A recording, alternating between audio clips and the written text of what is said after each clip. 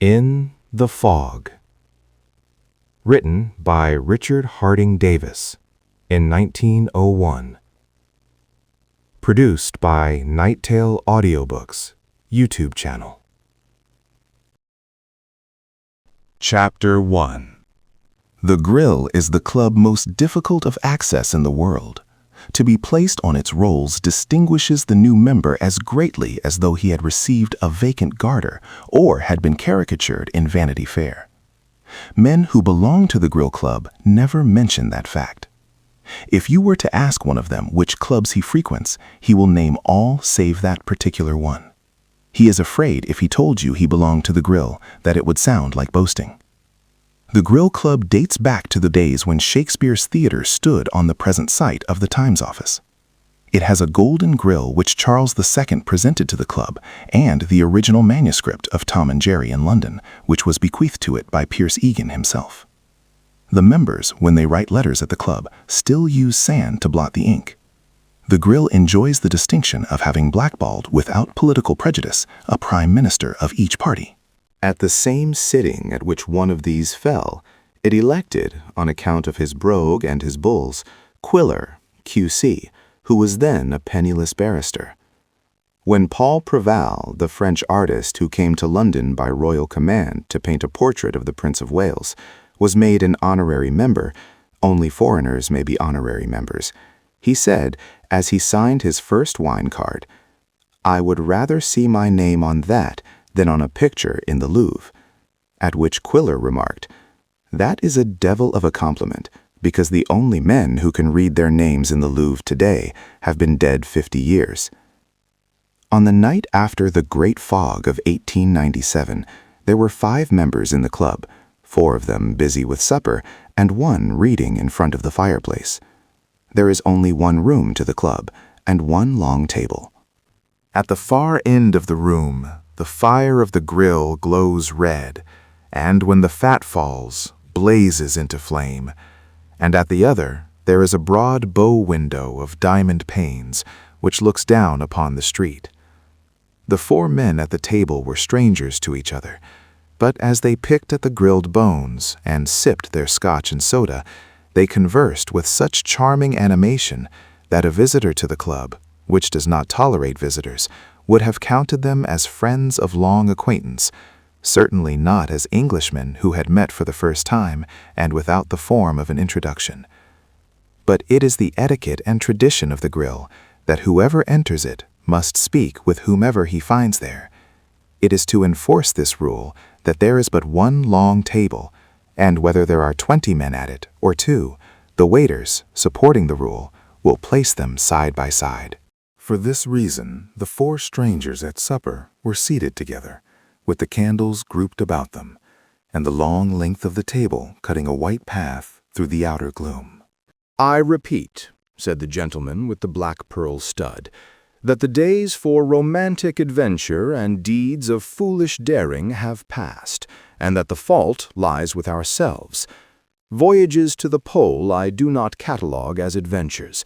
That African explorer, young Chetney, who turned up yesterday after he was supposed to have died in Uganda, did nothing adventurous. He made maps and explored the sources of rivers. He was in constant danger. That the presence of danger does not constitute adventure. Were that so, the chemist who studies high explosives or who investigates deadly poisons passes through adventures daily. No, adventures are for the adventurous. But one no longer ventures. The spirit of it has died of inertia. We are grown too practical, too just, above all, too sensible. In this room, for instance, members of this club have, at the sword's point, disputed the proper scanning of one of Pope's couplets. Over so weighty a matter as spilled burgundy on a gentleman's cuff, 10 men fought across this table, each with his rapier in one hand and a candle in the other. All 10 were wounded. The question of the spilled burgundy concerned but 2 of them. The 8 others engaged because they were men of spirit. They were indeed the first gentlemen of the day. Tonight, were you to spill burgundy on my cuff, were you even to insult me grossly, these gentlemen would not consider it incumbent upon them to kill each other. They would separate us, and tomorrow morning appear as witnesses against us at Bow Street. We have here tonight, in the persons of Sir Andrew and myself, an illustration of how the ways have changed." The men around the table turned and glanced toward the gentleman in front of the fireplace. He was an elderly and somewhat portly person, with a kindly, wrinkled countenance, which wore continually a smile of almost childish confidence and good nature. It was a face which the illustrated prince had made intimately familiar. He held a book from him at arm's length, as if to adjust his eyesight, and his brows were knit with interest. "Now, were this the 18th century," continued the gentleman with the black pearl, "when Sir Andrew left the club tonight, I would have him bound and gagged and thrown into a sedan chair. The watch would not interfere. The passers-by would take to their heels. My hired bullies and ruffians would convey him to some lonely spot where we would guard him until morning. Nothing would come of it, except added reputation to myself as a gentleman of adventurous spirit, and possibly an essay in the Tatler with stars for names, entitled, let us say, The Budget and the Baronet." "But to what end, sir?" inquired the youngest of the members. "And why Sir Andrew? Of all persons, why should you select him for this adventure?" The gentleman with the black pearl shrugged his shoulders. It would prevent him speaking in the House tonight. "The Navy increase bill," he added gloomily. "It is a government measure, and Sir Andrew speaks for it, and so great is his influence and so large his following that if he does," the gentleman laughed ruefully, "if he does, it will go through. Now, had I the spirit of our ancestors," he exclaimed, "I would bring chloroform from the nearest chemist's and drug him in that chair. I would tumble his unconscious form into a hansom cab and hold him prisoner until daylight. If I did, I would save the British taxpayer the cost of 5 more battleships, many millions of pounds." The gentleman again turned and surveyed the baronet with freshened interest. The honorary member of the grill, whose accent already had betrayed him as an American, laughed softly. "To look at him now," he said, "one would not guess he was deeply concerned with the affairs of state." The others nodded silently. "He has not lifted his eyes from that book since we first entered," added the youngest member. "He surely cannot mean to speak tonight." "Oh, yes, he will speak," muttered the one with the black pearl moodily. "During these last hours of the session, the House sits late, but when the Navy bill comes up on its 3rd reading, he will be in his place, and he will pass it." The 4th member, a stout and florid gentleman of a somewhat sporting appearance, in a short smoking jacket and black tie, sighed enviously. "Fancy one of us being as cool as that, if he knew he had to stand up within an hour and rattle off a speech in Parliament. I'd be in a devil of a funk myself. And yet he is as keen over that book he's reading, as though he had nothing before him until bedtime." "Yes, see how eager he is," whispered the youngest member. "He does not lift his eyes even now when he cuts the pages. It is probably an Admiralty report, or some other weighty work of statistics which bears upon his speech." The gentleman with the black pearl laughed morosely. "The weighty work in which the eminent statesman is so deeply engrossed," he said, "is called The Great Rand Robbery. It is a detective novel, for sale at all bookstalls." The American raised his eyebrows in disbelief. "The Great Rand Robbery?" he repeated incredulously. "What an odd taste." "It is not a taste, it is his vice," returned the gentleman with the pearl stud. "It is his one dissipation. He is noted for it. You, as a stranger, could hardly be expected to know of this idiosyncrasy. Mr. Gladstone sought relaxation in the Greek poets. Sir Andrew finds his in Gaboriau. Since I have been a member of Parliament, I have never seen him in the library without a shilling shocker in his hands. He brings them even into the sacred precincts of the House, and from the government benches reads them concealed inside his hat. Once started on a tale of murder, robbery, and sudden death, nothing can tear him from it, not even the call of the division bell, nor of hunger, nor the prayers of the party whip. he gave up his country house, because when he journeyed to it in the train, he would become so absorbed in his detective stories that he was invariably carried past his station. The Member of Parliament twisted his pearl stud nervously and bit at the edge of his mustache. If it only were the first pages of the Rand robbery that he were reading, he murmured bitterly, instead of the last. With such another book as that, I swear I could hold him here until morning. There would be no need of chloroform to keep him from the house. The eyes of all were fastened upon Sir Andrew, and each saw with fascination that with his forefinger he was now separating the last 2 pages of the book. The Member of Parliament struck the table softly with his open palm. "I would give £100, he whispered, if I could place in his hands at this moment a new story of Sherlock Holmes. £1,000, he added wildly, £5,000. The American observed the speaker sharply, as though the words bore to him some special application, and then at an idea which apparently had but just come to him, smiled in great embarrassment. Sir Andrew ceased reading, but as though still under the influence of the book, sat looking blankly into the open fire. For a brief space no one moved, until the baronet withdrew his eyes and, with a sudden start of recollection, felt anxiously for his watch. He scanned its face eagerly and scrambled to his feet. The voice of the American instantly broke the silence in a high, nervous accent.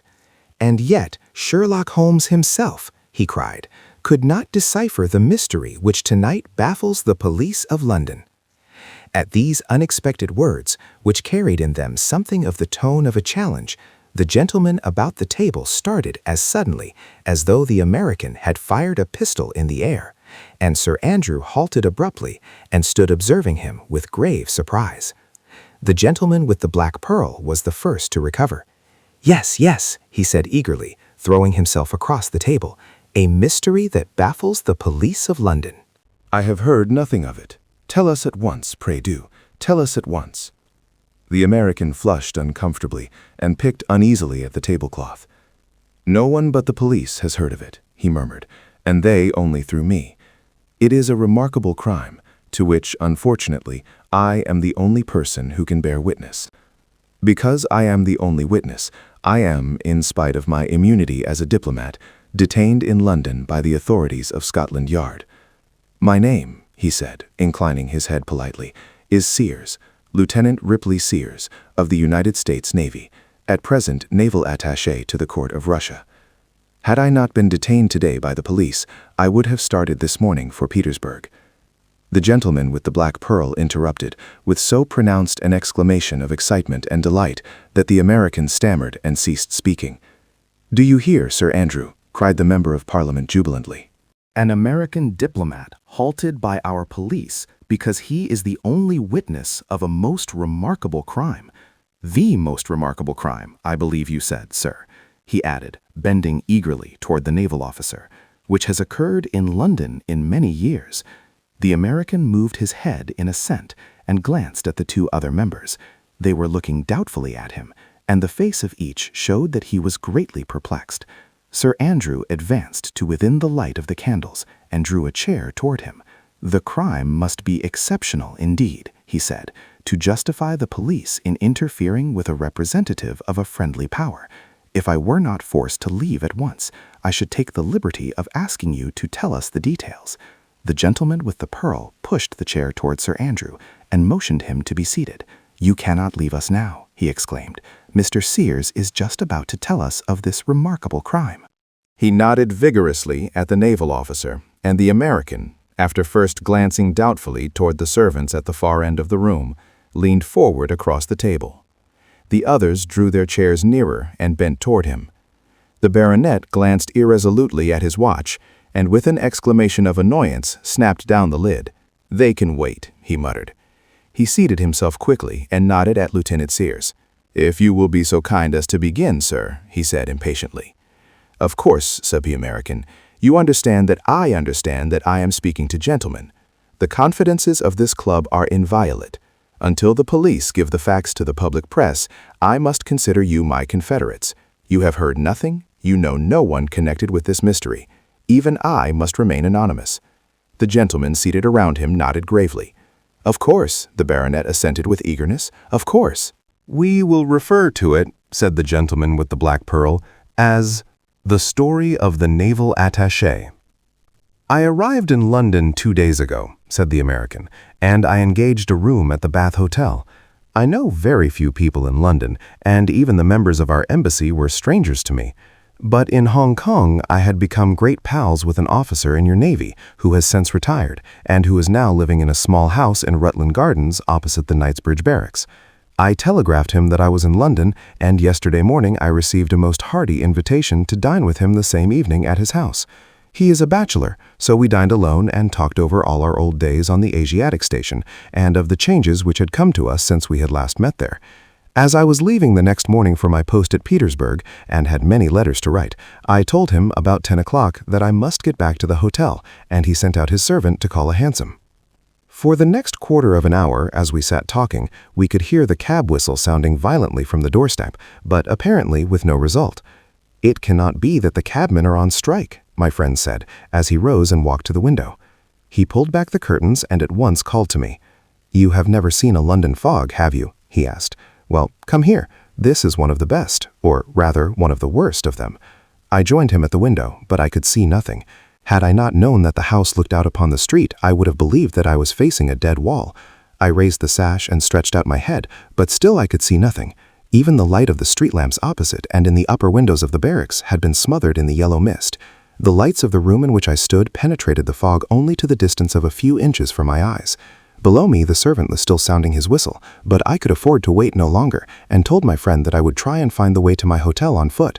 He objected, but the letters I had to write were for the Navy Department, and besides, I had always heard that to be out in a London fog was the most wonderful experience, and I was curious to investigate one for myself.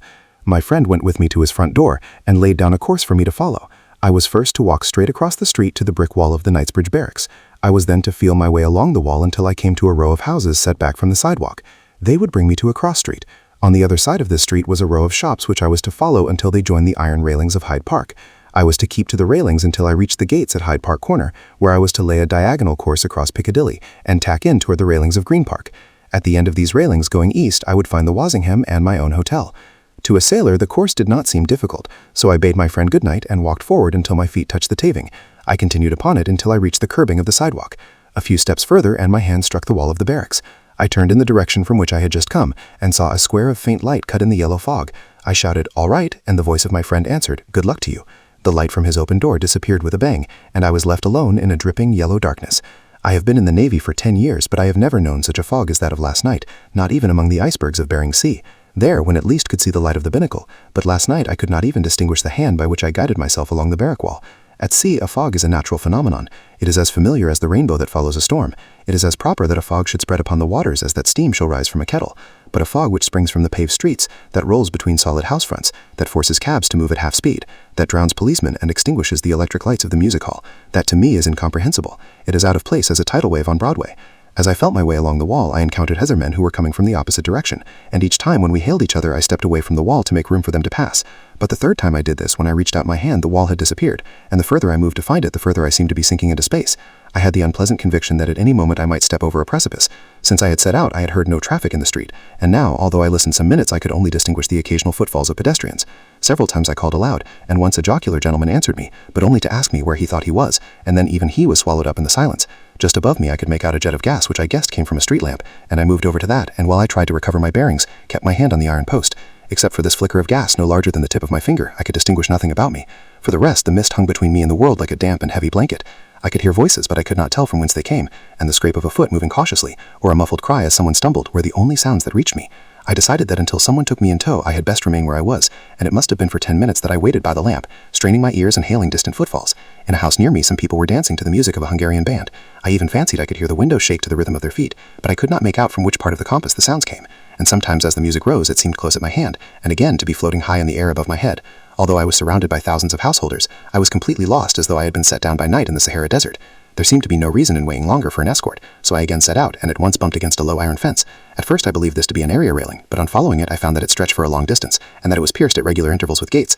I was standing uncertainly with my hand on one when a square of light suddenly opened in the night, and in it I saw, as you see a picture thrown by a biograph in a darkened theater, a young gentleman in evening dress, and back of him the lights of a hall. I guessed from its elevation and distance from the sidewalk that this light must come from the door of a house set back from the street, and I determined to approach him and ask the young man to tell me where I was. But in fumbling with the lock of the gate, I instinctively bent my head, and when I raised it again, the door had partly closed, leaving only a narrow shaft of light. Whether the young man had re-entered the house or had left it, I could not tell, but I hastened to open the gate, and as I stepped forward, I found myself upon an asphalt walk. At the same instant, there was the sound of quick steps upon the path, and someone rushed past me. I called to him, but he made no reply, and I heard the gate click and the footsteps hurrying away upon the sidewalk. Under other circumstances, the young man's rudeness and his recklessness in dashing so hurriedly through the mist would have struck me as peculiar, but everything was so distorted by the fog that at the moment I did not consider it. The door was still as he had left it, partly open. I went up the path and, after much fumbling, found the knob of the doorbell and gave it a sharp pull. The bell answered me from a great depth and distance, but no movement followed from inside the house, and although I pulled the bell again and again, I could hear nothing save the dripping of the mist about me. I was anxious to be on my way, but unless I knew where I was going, there was little chance of my making any speed, and I was determined that until I learned my bearings, I would not venture back into the fog. So I pushed the door open and stepped into the house. I found myself in a long and narrow hall, upon which doors opened from either side. At the end of the hall was a staircase with a balustrade which ended in a sweeping curve. The balustrade was covered with heavy Persian rugs, and the walls of the hall were also hung with them. The door on my left was closed, but the one nearer me on the right was open, and as I stepped opposite to it, I saw that it was a sort of reception or waiting room, and that it was empty. The door below it was also open, and with the idea that I would surely find someone there, I walked on up the hall. I was in evening dress, and I felt I did not look like a burglar, so I had no great fear that, should I encounter one of the inmates of the house, he would shoot me on sight. The second door in the hall opened into a dining room. This was also empty. One person had been dining at the table, but the cloth had not been cleared away, and a nickering candle showed half-filled wine glasses and the ashes of cigarettes. The greater part of the room was in complete darkness. By this time, I had grown conscious of the fact that I was wandering about in a strange house, and that, apparently, I was alone in it. The silence of the place began to try my nerves, and in a sudden, unexplainable panic, I started for the open street. But as I turned, I saw a man sitting on a bench which the curve of the balustrade had hidden from me. His eyes were shut, and he was sleeping soundly. The moment before I had been bewildered because I could see no one, but at sight of this man I was much more bewildered.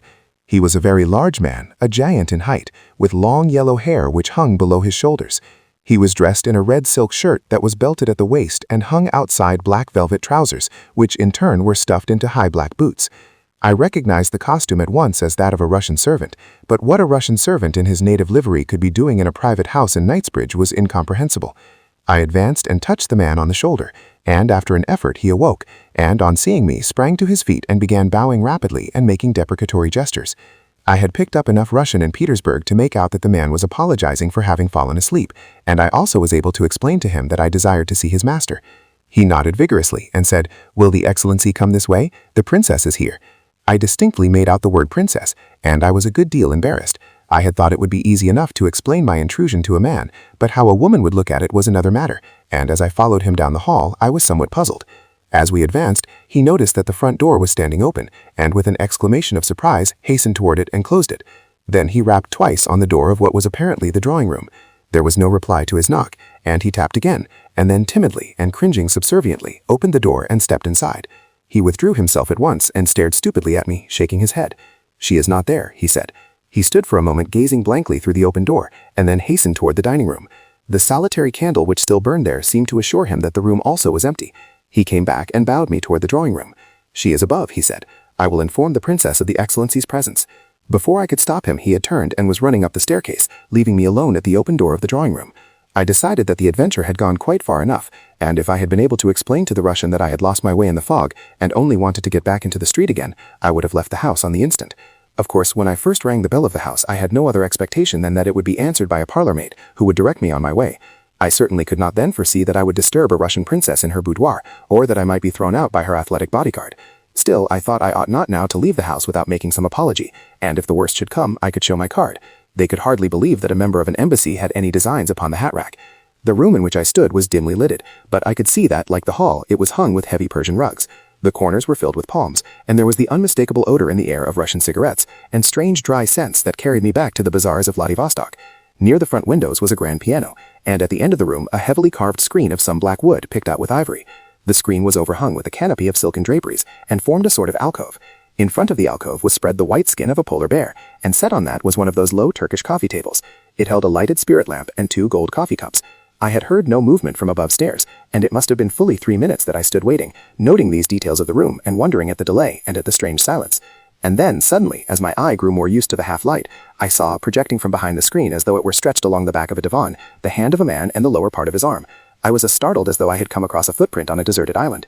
Evidently the man had been sitting there since I had come into the room, even since I had entered the house, and he had heard the servant knocking upon the door. Why he had not declared himself I could not understand, but I supposed possibly he was a guest, with no reason to interest himself in the princess's other visitors, or perhaps for some reason he did not wish to be observed. I could see nothing of him except his hand, but I had an unpleasant feeling that he had been peering at me through the carving in the screen, and that he still was doing so. I moved my feet noisily on the floor and said tentatively, "I beg your pardon." There was no reply, and the hand did not stir. Apparently the man was bent upon ignoring me, but as all I wished was to apologize for my intrusion and to leave the house, I walked up to the alcove and peered around it. Inside the screen was a divan piled with cushions, and on the end of it nearer me the man was sitting. He was a young Englishman with light yellow hair and a deeply bronzed face. He was seated with his arms stretched out along the back of the divan, and with his head resting against a cushion. His attitude was one of complete ease, but his mouth had fallen open, and his eyes were set with an expression of utter horror. At the first glance I saw that he was quite dead. For a flash of time I was too startled to act, but in the same flash I was convinced that the man had met his death from no accident, that he had not died through any ordinary failure of the laws of nature. The expression on his face was much too terrible to be misinterpreted. It spoke as eloquently as words. It told me that before the end had come he had watched his death approach and threaten him. I was so sure he had been murdered that I instinctively looked on the floor for the weapon, and at the same moment, out of concern for my own safety, quickly behind me. But the silence of the house continued unbroken. I have seen a great number of dead men. I was on the Asian station during the Japanese-Chinese War. I was in Port Arthur after the massacre. So a dead man, for the single reason that he is dead, does not repel me. And though I knew that there was no hope that this man was alive, still for decency's sake I felt his pulse. And while I kept my ears alert for any sound from the floors above me, I pulled open his shirt and placed my hand upon his heart. My fingers instantly touched upon the opening of a wound, and as I withdrew them I found them wet with blood. He was in evening dress, and in the wide bosom of his shirt I found a narrow slit, so narrow that in the dim light it was scarcely discernible. The wound was no wider than the smallest blade of a pocket knife, but when I stripped the shirt away from the chest and left it bare, I found that the weapon, narrow as it was long enough to reach his heart. There is no need to tell you how I felt as I stood by the body of this boy, for he was hardly older than a boy, or of the thoughts that came into my head. I was bitterly sorry for this stranger, bitterly indignant at his murderer, and at the same time selfishly concerned for my own safety, and for the notoriety which I saw was sure to follow. My instinct was to leave the body where it lay, and to hide myself in the fog. But I also felt that since a succession of accidents had made me the only witness to a crime, my duty was to make myself a good witness and to assist to establish the facts of this murder. That it might possibly be a suicide and not a murder did not disturb me for a moment. The fact that the weapon had disappeared and the expression on the boy's face were enough to convince at least me that he had no hand in his own death. I judged it therefore of the first importance to discover who was in the house, or if they had escaped from it, who had been in the house before I entered it. I had seen one man leave it, but all I could tell of him was that he was a young man, that he was in evening dress, and that he had fled in so haste that he had not stopped to close the door behind him. The Russian servant I had found apparently asleep, and unless he acted a part with supreme skill, he was a stupid and ignorant boor, and as innocent of the murder as myself. There was still the Russian princess whom he expected to find, or had pretended to expect to find, in the same room with the murdered man. I judged that she must now be either upstairs with the servant, or that she had, without his knowledge, already fled from the house. When I recalled his apparently genuine surprise at not finding her in the drawing room, this latter supposition seemed the more probable. Nevertheless, I decided that it was my duty to make a search, and after a second hurried look for the weapon among the cushions of the divan and upon the floor, I cautiously crossed the hall and entered the dining room. The single candle was still flickering in the draught, and showed only the white cloth. The rest of the room was draped in shadows. I picked up the candle and, lifting it high above my head, moved around the corner of the table. Either my nerves were on such a stretch that no shock could strain them further, or my mind was inoculated to horrors, for I did not cry out at what I saw nor retreat from it. Immediately at my feet was the body of a beautiful woman, lying at full length upon the floor, her arms flung out on either side of her, and her white face and shoulders gleaming dully in the unsteady light of a candle. Around her throat was a great chain of diamonds, and the light played upon these and made them flash and blaze in tiny flames. But the woman who wore them was dead, and I was so sure as to how she had died that without an instant's hesitation I dropped on my knees beside her and placed my hands above her heart. My fingers again touched the thin slit of a wound. I had no doubt in my mind but that this was the Russian princess, and when I lowered the candle to her face I was assured that this was so. Her features showed the finest lines of both the Slav and the Jewish. The eyes were black, the hair blue-black and wonderfully heavy, and her skin, even in death, was rich in color. She was a surpassingly beautiful woman. I rose and tried to light another candle with the one I held, but I found that my hand was so unsteady that I could not keep the wicks together. It was my intention to again search for this strange dagger which had been used to kill both the English boy and the beautiful princess. But before I could light the second candle, I heard footsteps descending the stairs, and the Russian servant appeared in the doorway. My face was in darkness, or I am sure that at the sight of it he would have taken alarm, for at that moment I was not sure but that this man himself was the murderer. His own face was plainly visible to me in the light from the hall, and I could see that it wore an expression of dull bewilderment. I stepped quickly toward him and took a firm hold upon his wrist. "She is not there," he said. "The princess has gone. They have all gone." "Who have gone?" I demanded. "Who else has been here?" "The 2 Englishmen," he said. "What 2 Englishmen?" I demanded. "What are their names?" The man now saw by my manner that some question of great moment hung upon his answer, and he began to protest that he did not know the names of the visitors, and that until that evening he had never seen them. I guessed that it was my tone which frightened him, so I took my hand off his wrist and spoke less eagerly. "How long have they been here?" I asked, "and when did they go?" He pointed behind him toward the drawing room. "One sat there with the princess," he said. "The other came after I had placed the coffee in the drawing room.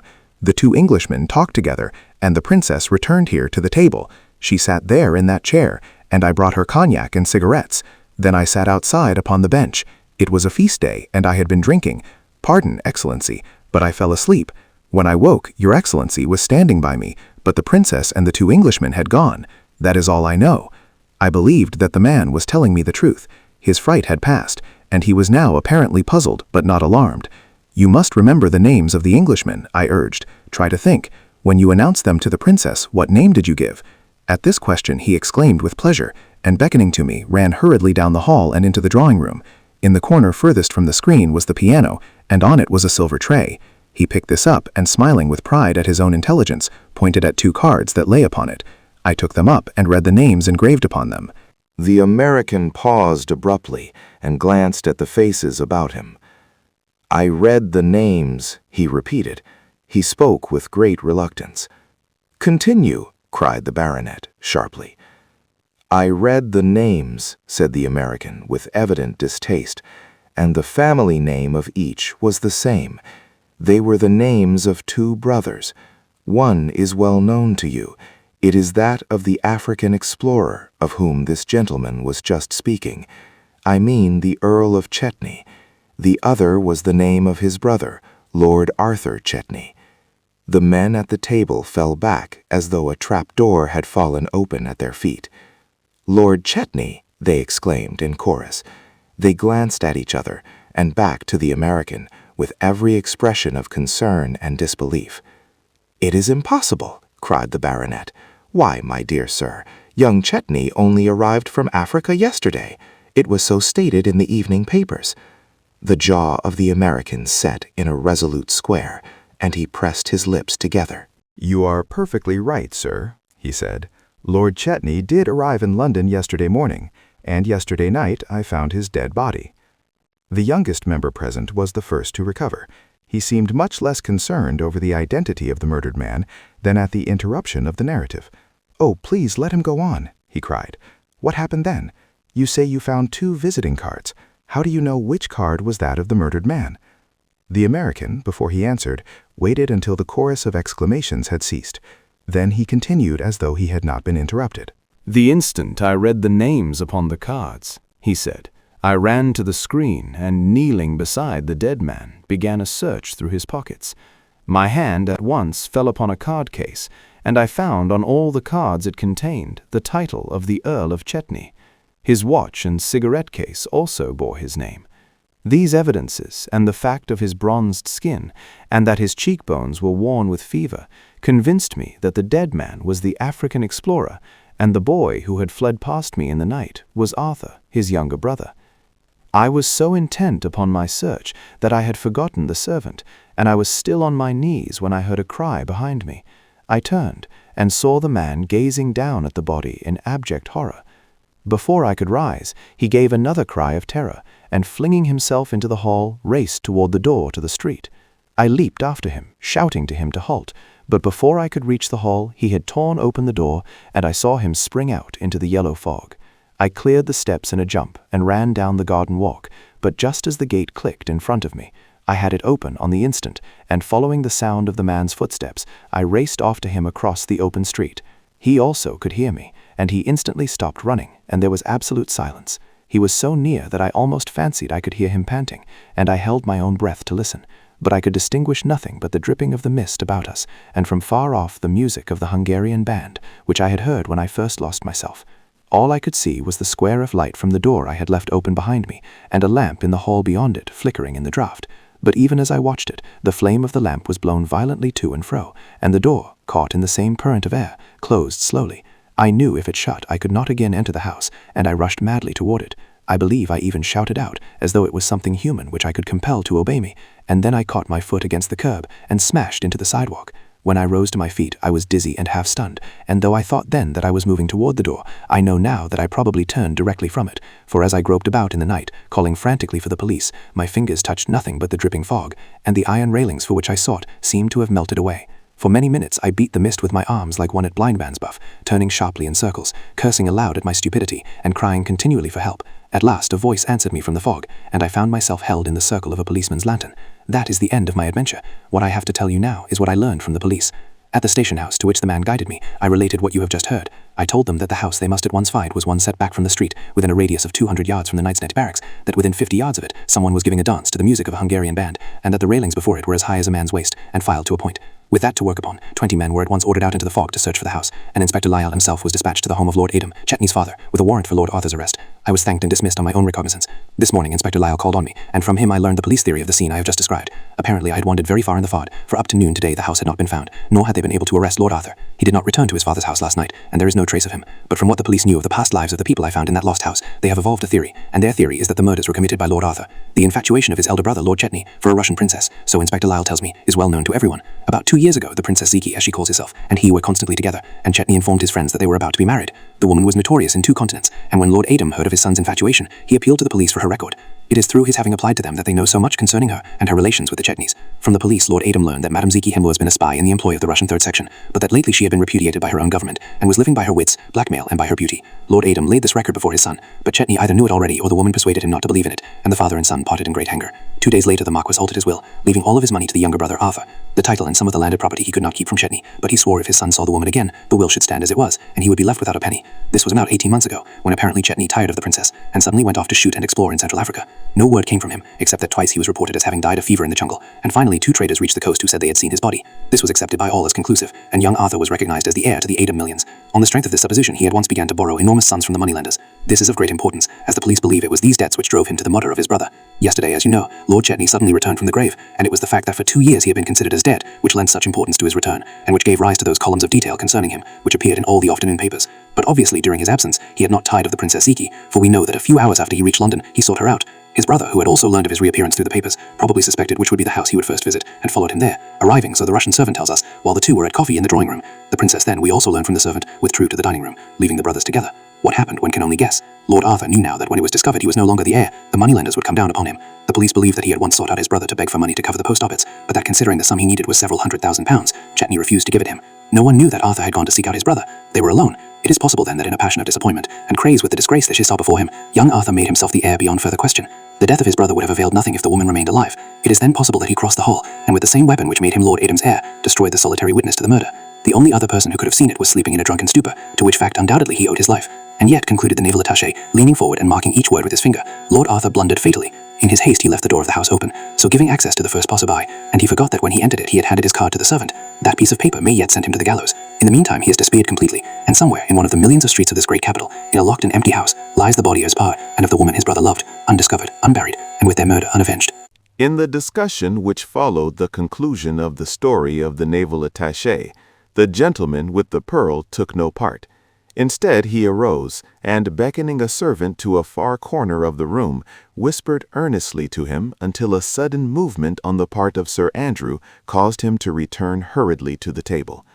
"There are several points in Mr. Sears' story I want explained," he cried. "Be seated, Sir Andrew," he begged.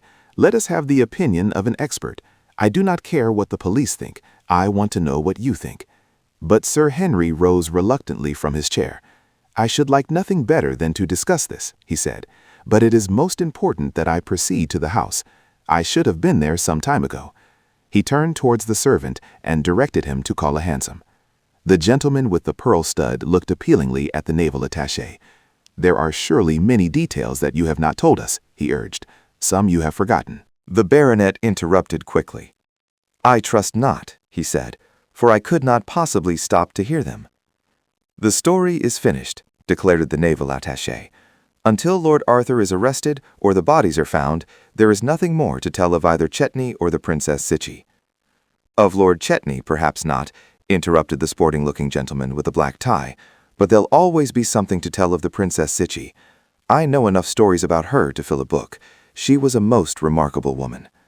The speaker dropped the end of his cigar into his coffee cup and, taking his case from his pocket, selected a fresh one. As he did so, he laughed and held up the case that the others might see it. It was an ordinary cigar case of well-worn pigskin, with a silver clasp.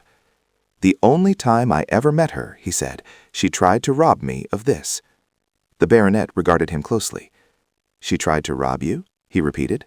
"Tried to rob me of this," continued the gentleman in the black tie, "and of the Tsarina's diamonds." His tone was one of mingled admiration and injury. "The Tsarina's diamonds!" exclaimed the baronet. He glanced quickly and suspiciously at the speaker and then at the others about the table, but their faces gave evidence of no other emotion than that of ordinary interest. "Yes, the Tsarina's diamonds," repeated the man with the black tie. "It was a necklace of diamonds. I was told to take them to the Russian ambassador in Paris, who was to deliver them at Moscow. I am a Queen's messenger," he added. "Oh, I see," exclaimed Sir Andrew in a tone of relief. "And you say that this same Princess Zichy, one of the victims of this double murder, endeavored to rob you of that cigar case." "And the Tsarina's diamonds," answered the Queen's messenger imperturbably.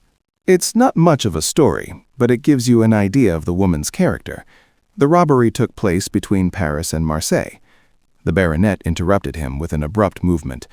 "No, no," he cried, shaking his head in protest. "Do not tempt me. I really cannot listen. I must be at the house in 10 minutes. "I am sorry," said the Queen's messenger. He turned to those seated about him.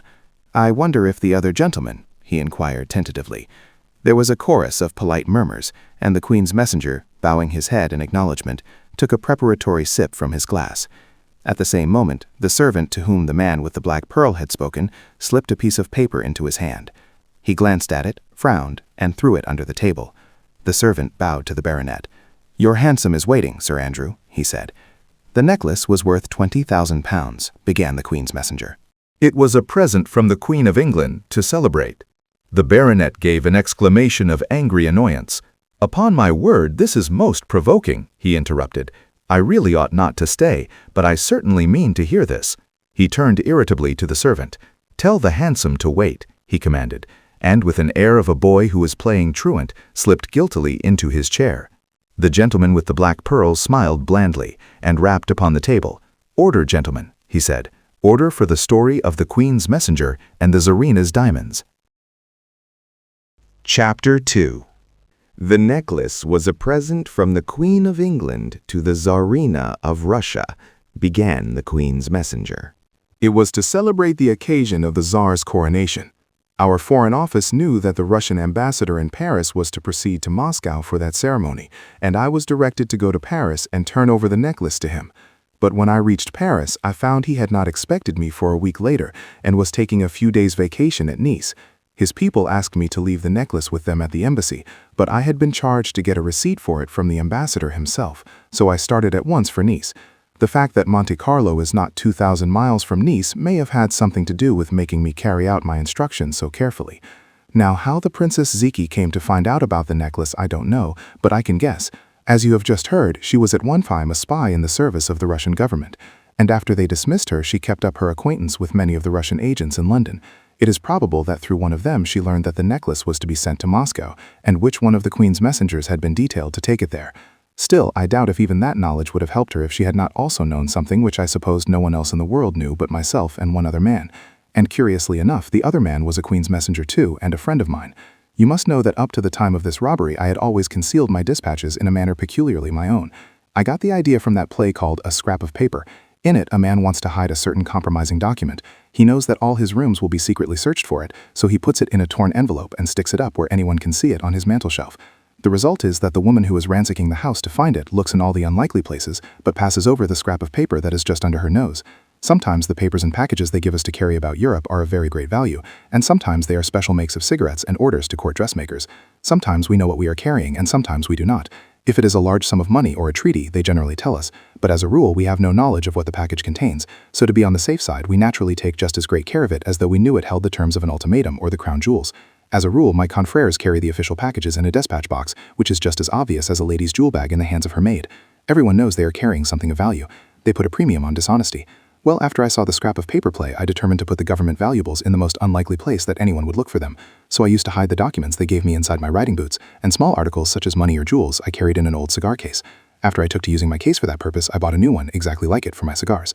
But to avoid mistakes, I had my initials placed on both sides of the new one, and the moment I touched the case, even in the dark, I could tell which it was by the raced initials. No one knew of this except the Queen's messenger of whom I spoke. We once left Paris together on the Orient Express. I was going to Constantinople, and he was to stop off at Vienna. On the journey, I told him of my peculiar way of hiding things and showed him my cigar case. If I recollect rightly, on that trip it held the Grand Cross of St. Michael and St. George, which the Queen was sending to our ambassador. The messenger was very much entertained at my scheme, and some months later, when he met the princess, he told her about it as an amusing story. Of course, he had no idea she was a Russian spy. He didn't know anything at all about her, except that she was a very attractive woman. It was indiscreet, but he could not possibly have guessed that she could ever make any use of what he told her. Later, after the robbery, I remembered that I had informed this young chap of my secret hiding place, and when I saw him again, I questioned him about it. He was greatly distressed and said he had never seen the importance of the secret. He remembered he had told several people of it, and among others the Princess Siki. In that way, I found out that it was she who had robbed me, and I know that from the moment I left London, she was following me, and that she knew then that the diamonds were concealed in my cigar case.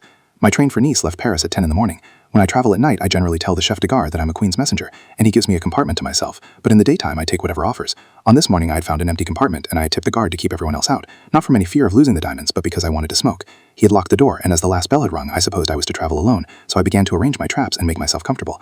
The diamonds in the cigar case were in the inside pocket of my waistcoat, and as they made a bulky package I took them out, intending to put them in my handbag. It is a small satchel like a bookmaker's or those handbags that couriers carry. I wear it slung from a strap across my shoulder, and no matter whether I'm sitting or walking, it never leaves me.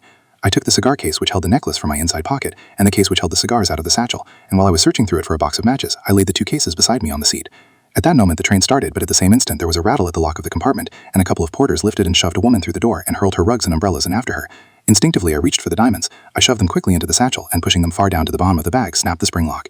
Then I put the cigars in the pocket of my coat, but with the thought that now that I had a woman as a traveling companion, I would probably not be allowed to enjoy them. One of her pieces of luggage had fallen at my feet, and a roll of rugs had landed at my side. I thought if I hid the fact that the lady was not welcome, and at once endeavored to be civil, she might permit me to smoke. So I picked her handbag off the floor and asked her where I might place it. As I spoke, I looked at her for the first time and saw that she was a most remarkably handsome woman. She smiled charmingly and begged me not to disturb myself. Then she arranged her own things about her, and opening her dressing bag, took out a gold cigarette case. "Do you object to smoke?" she asked. I laughed and assured her I had been in great terror lest she might object to it herself. "If you like cigarettes," she said, "will you try some of these? They are rolled especially for my husband in Russia, and they are supposed to be very good." I thanked her and took one from her case, and I found it so much better than my own that I continued to smoke her cigarettes throughout the rest of the journey. I must say that we got on very well. I judged from the coronet on her cigarette case and from her manner, which was quite as well bred as any woman I ever met, that she was someone of importance. And though she seemed almost too good-looking to be respectable, I determined that she was some grande dame who was so assured of her position that she could afford to be unconventional. At first she read her novel, and then she made some comment on the scenery, and finally we began to discuss the current politics of the continent. She talked about all the cities in Europe and seemed to know everyone worth knowing, but she volunteered nothing about herself, except that she frequently made use of the expression, "when my husband was stationed at Vienna," or "when my husband was promoted to Rome." Once she said to me, "I've often seen you at Monte Carlo. I saw you when you won the pigeon championship." I told her that I was not a pigeon shot, and she gave a little start of surprise. "Oh, I beg your pardon," she said. "I thought you were Morton Hamilton, the English champion." As a matter of fact, I do look like Hamilton, but I know now that her object was to make me think that she had no idea as to who I really was. She didn't have acted at all, for I certainly had no suspicions of her, and was only too pleased to have so charming a companion. The only thing that should have made me suspicious was the fact that at every station she made some trivial excuse to get me out of the compartment. She pretended that her maid was traveling back of us in one of the second-class carriages, and kept saying she could not imagine why the woman didn't come to look after her, and if the maid didn't turn up at the next stop, would I be so very kind as to get out and bring her whatever it was she pretended she wanted. I had taken my dressing case from the rack to get out a novel, and had left it on the seat opposite to mine, and at the end of the compartment farthest from her. And once when I came back from buying her a cup of chocolate or from some other fool errand, I found her standing at my end of the compartment with both hands on the dressing bag. She looked at me without so much as winking an eye, and shoved the case carefully into a corner. "Your bag slipped off on the floor," she said. "If you've got any bottles in it, you had better look and see that they're not broken." And I give you my word I was such an ass that I did open the case and looked all through it. She must have thought I was a juggins. I get hot all over whenever I remember it. But in spite of my dullness and her cleverness, she couldn't gain anything by sending me away, because what she wanted was in the handbag, and every time she sent me away, the handbag went with me. After the incident of the dressing case, her manner changed. Either in my absence she had had time to look through it, or when I was examining it for broken bottles she had seen everything it held. From that moment she must have been certain that the cigar case, in which she knew I carried the diamonds, was in the bag that was fastened to my body, and from that time on she probably was plotting how to get it from me. Her anxiety became most apparent. She dropped the great lady manner, and her charming condescension went with it. She ceased talking, and when I spoke, answered me irritably or at random. No doubt her mind was entirely occupied with her plan. The end of our journey was drawing rapidly near, and her time for action was being cut down with the speed of the express train. Even I, unsuspicious as I was, noticed that something was very wrong with her. I really believed that before we reached Marseilles, if I had not through my own stupidity given her the chance she wanted, she might have stuck a knife in me and rolled me out on the rails. But as it was, I only thought that the long journey had tired her. I suggested that it was a very trying trip and asked her if she would allow me to offer her some of my cognac. She thanked me and said no, and then suddenly her eyes lighted, and she exclaimed, "Yes, thank you, if you will be so kind." My flask was in the handbag, and I placed it on my lap, and with my thumb slipped back the catch. As I keep my tickets and railroad guide in the bag, I am so constantly opening it that I never bother to lock it, and the fact that it is strapped to me has always been sufficient protection. But I can appreciate now what a satisfaction, and what a torment too, it must have been to that woman when she saw that the bag opened without a key. While we were crossing the mountains, I had felt rather chilly and had been wearing a light racing coat, but after the lamps were lighted, the compartment became very hot and stuffy, and I found the racing coat uncomfortable. So I stood up, and after first slipping the strap of the bag over my head, I placed the bag in the seat next to me and pulled off the racing coat. I don't blame myself for being careless. The bag was still within reach of my hand, and nothing would have happened if at that exact moment the train had not stopped at Arles. It was the combination of my removing the bag and our entering the station at the same instant which gave the Princess Siki the chance she wanted to rob me. I needn't say that she was clever enough to take it. The train ran into the station at full speed and came to a sudden stop. I had just thrown my coat into the rack and had reached out my hand for the bag. In another instant I would have had the strap around my shoulder, but at that moment the princess threw open the door of the compartment and begged wildly at the people on the platform. "Natalie," she called, "Natalie, here I am, come here, this way." She turned upon me in the greatest excitement. "My maid," she cried, "she is looking for me. She passed the window without seeing me. Go please and bring her back." She continued pointing out of the door and begging me with either hand. There certainly was something about that woman's tone which made one jump.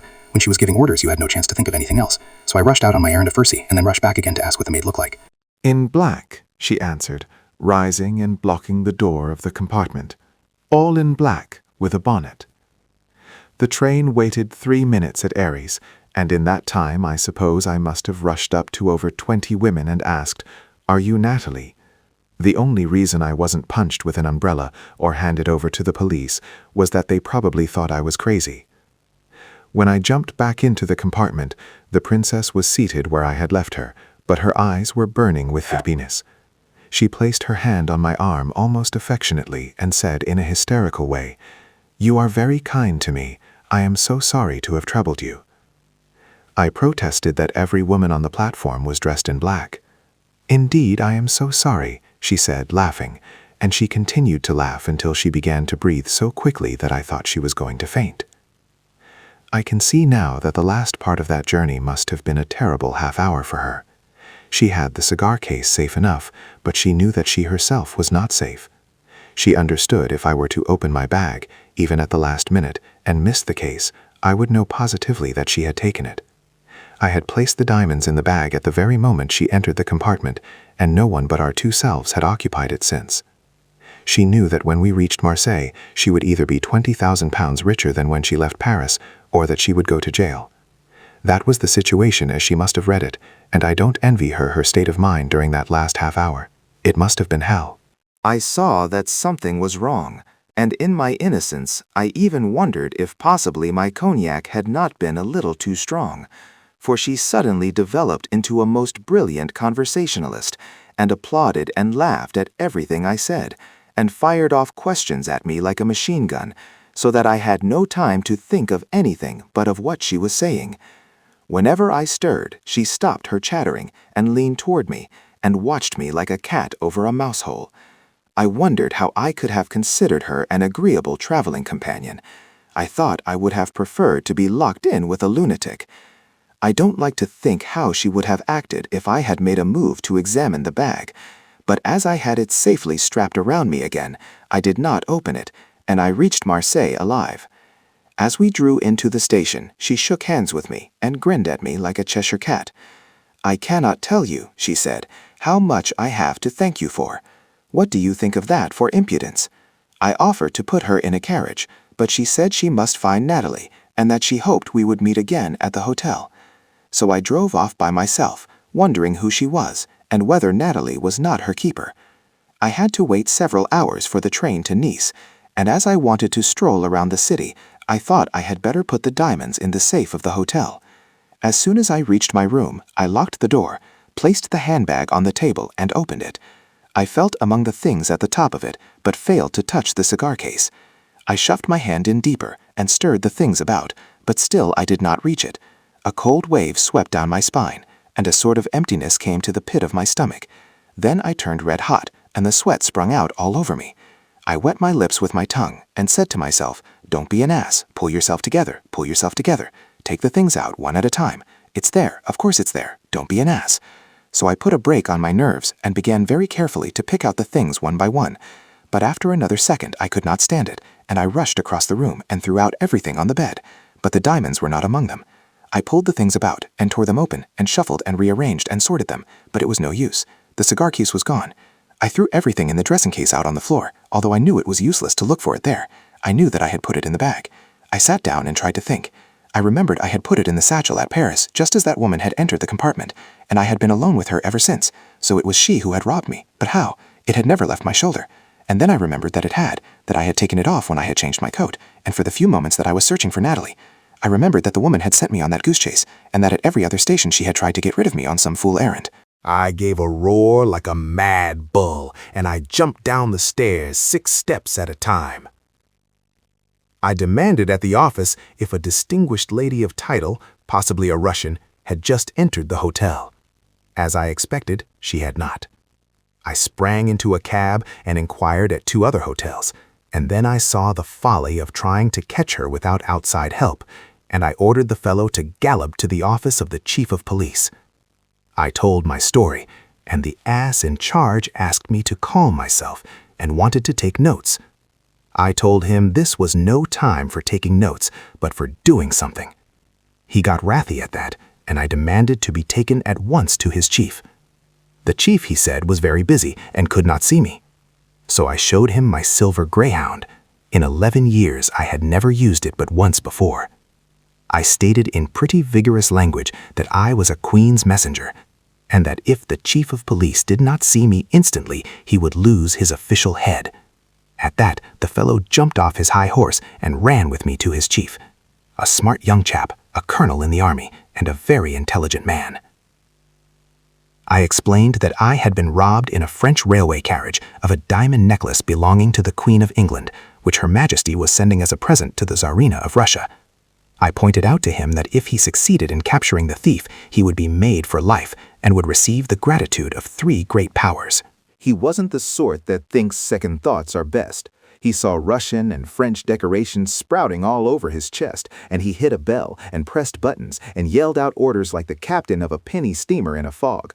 He sent her description to all the city gates and ordered all cabmen and railway porters to search all trains leaving Marseille. He ordered all passengers on outgoing vessels to be examined and telegraphed the proprietors of every hotel and pension to send him a complete list of their guests within the hour. While I was standing there, he must have given at least 100 orders and sent out enough commissaires, sergeants de ville, gendarmes, bicycle police, and plainclothes Johnnies to have captured the entire German army. When they had gone, he assured me that the woman was as good as arrested already. Indeed, officially, she was arrested, for she had no more chance of escape from Marseille than from the Chateau d'If. He told me to return to my hotel and possess my soul in peace. Within an hour, he assured me he would acquaint me with her arrest. I thanked him and complimented him on his energy and left him, but I didn't share in his confidence. I felt that she was a very clever woman and a match for any and all of us. It was all very well for him to be jubilant. He had not lost the diamonds and had everything to gain if he found them, while I, even if he did recover the necklace, would only be where I was before I lost them, and if he did not recover it, I was a ruined man. It was an awful facer for me. I had always prided myself on my record. In 11 years, I had never mislaid an envelope nor missed taking the first train, and now I had failed in the most important mission that had ever been entrusted to me. And it wasn't a thing that could be hushed up either. It was too conspicuous, too spectacular. It was sure to invite the widest notoriety. I saw myself ridiculed all over the continent, and perhaps dismissed, even suspected of having taken the thing myself. I was walking in front of a lighted cafe, and I felt so sick and miserable that I stopped for a pick-me-up. Then I considered that if I took one drink, I would probably, in my present state of mind, not want to stop under 20, and I decided I had better leave it alone. But my nerves were jumping like a frightened rabbit, and I felt I must have something to quiet them, or I would go crazy. I reached for my cigarette case, but a cigarette seemed hardly adequate, so I put it back again and took out this cigar case, in which I keep only the strongest and blackest cigars. I opened it and stuck in my fingers, but instead of a cigar, they touched on a thin leather envelope. My heart stood perfectly still. I did not dare to look, but I dug my fingernails into the leather, and I felt layers of thin paper, then a layer of cotton, and then they scratched on the facets of the Tsarina's diamonds. I stumbled as though I had been hit in the face and fell back into one of the chairs on the sidewalk. I tore off the wrappings and spread out the diamonds on the cafe table. I could not believe they were real. I twisted the necklace between my fingers and crushed it between my palms and tossed it up in the air. I believe I almost kissed it. The women in the cafe stood tip on the chairs to see better and laughed and screamed, and the people crowded so close around me that the waiters had to form a bodyguard. The proprietor thought there was a fight and called for the police. I was so happy I didn't care. I laughed too and gave the proprietor a £5 note and told him to stand everyone a drink. Then I tumbled into a fiacre and galloped off to my friend, the chief of police. I felt very sorry for him. He had been so happy at the chance I gave him, and he was sure to be disappointed when he learned I had sent him off on a false alarm. But now that I had found the necklace, I did not want him to find the woman. Indeed, I was most anxious that she should get clear away, for if she were caught, the truth would come out, and I was likely to get a sharp reprimand, and sure to be laughed at. I could see now how it had happened. In my haste to hide the diamonds when the woman was hustled into the carriage, I had shoved the cigars into the satchel and the diamonds into the pocket of my coat. Now that I had the diamonds safe again, it seemed a very natural mistake, but I doubted if the Foreign Office would think so. I was afraid it might not appreciate the beautiful simplicity of my secret hiding place. So when I reached the police station and found that the woman was still at large, I was more than relieved. As I expected, the chief was extremely chagrined when he learned of my mistake and that there was nothing for him to do. But I was feeling so happy myself that I hated to have anyone else miserable, so I suggested that this attempt to steal this Arena's necklace might be only the first of a series of such attempts by an unscrupulous gang, and that I might still be in danger. I winked at the chief, and the chief smiled at me, and we went to Nice together in a saloon car with a guard of 12 carabineers and 12 plainclothesmen, and the chief and I drank champagne all the way. We marched together up to the hotel where the Russian ambassador was stopping, closely surrounded by our escort of carabineers, and delivered the necklace with the most profound ceremony. The old ambassador was immensely impressed, and when we hinted that already I had been made the object of an attack by robbers, he assured us that His Imperial Majesty would not prove ungrateful. I wrote a swinging personal letter about the invaluable services of the chief to the French Minister of Foreign Affairs, and they gave him enough Russian and French medals to satisfy even a French soldier, so though he never caught the woman, he received his just reward. The Queen's messenger paused and surveyed the faces of those about him in some embarrassment. But the worst of it is, he added, that the story must have got about, for while the princess obtained nothing from me but a cigar case and 5 excellent cigars, a few weeks after the coronation, the Tsar sent me a gold cigar case with his monogram in diamonds, and I don't know yet whether that was a coincidence or whether the Tsar wanted me to know that he knew that I had been carrying the Tsarina's diamonds in my pigskin cigar case. What do you fellows think? Chapter 3. Sir Andrew rose with disapproval written in every lineament. "I thought your story would bear upon the murder," he said. "Had I imagined it would have nothing whatsoever to do with it, I would not have remained." He pushed back his chair and bowed stiffly. "I wish you good night," he said.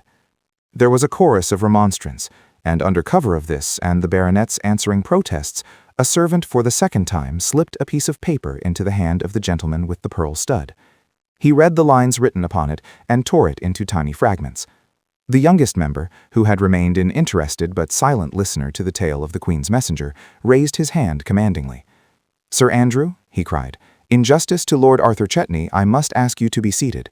He has been accused in our hearing of a most serious crime, and I insist that you remain until you have heard me clear his character." "You?" cried the baronet. "Yes," answered the young man briskly. I would have spoken sooner, he explained, but that I thought this gentleman, he inclined his head toward the Queen's messenger, was about to contribute some facts of which I was ignorant. He, however, has told us nothing, and so I will take up the tale at the point where Lieutenant Sears laid it down, and give you those details of which Lieutenant Sears is ignorant. It seems strange to you that I should be able to add the sequel to this story, but the coincidence is easily explained. I am the junior member of the law firm of Chudley & Chudley. We have been solicitors for the Chetneys for the last 200 years.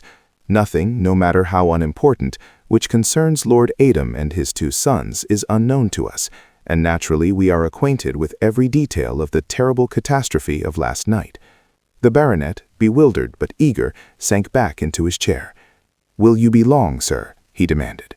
"I shall endeavor to be brief," said the young solicitor, "and," he added, in a tone which gave his words almost the weight of a threat, "I promise to be interesting."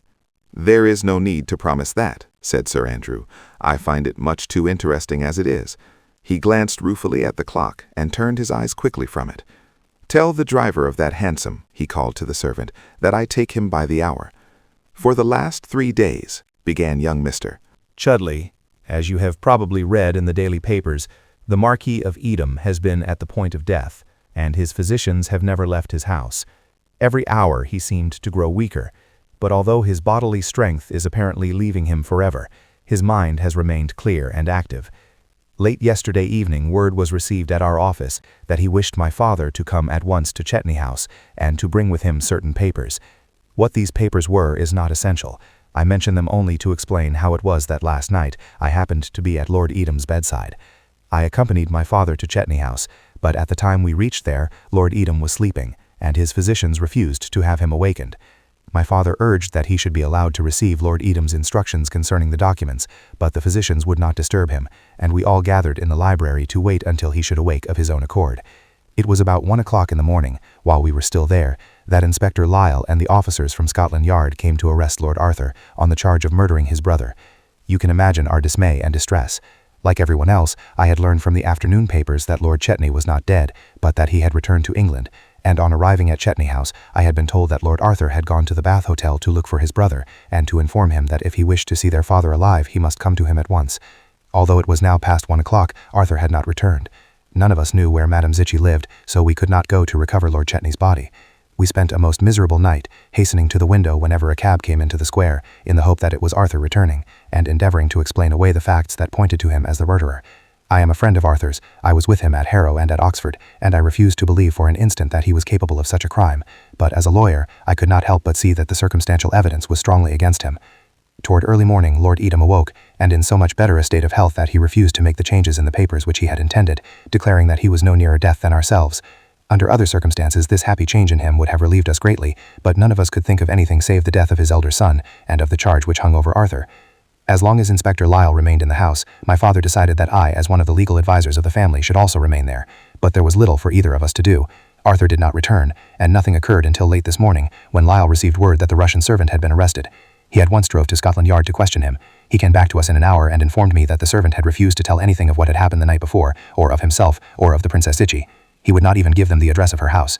He is in abject terror, Lyle said. I assured him that he was not suspected of the crime, but he would tell me nothing. There were no other developments until 2 o'clock this afternoon, when word was brought to us that Arthur had been found, and that he was lying in the accident ward of St. Tuitis Hospital. Lyle and I drove there together, and found him propped up in bed with his head bound in a bandage. He had been brought to the hospital the night before by the driver of a hansom that had run over him in the fog. The cab horse had kicked him on the head, and he had been carried in unconscious.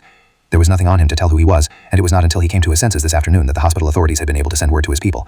Lyle at once informed him that he was under arrest and with what he was charged, and though the inspector warned him to say nothing which might be used against him, I, as his solicitor, instructed him to speak freely and to tell us all he knew of the occurrences of last night. It was evident to anyone that the fact of his brother's death was of much greater concern to him than that he was accused of his murder. That, Arthur said contemptuously, that is damned nonsense. It is monstrous and cruel. We parted better friends than we have been in years. I will tell you all that happened, not to clear myself, but to help you to find out the truth. His story is as follows.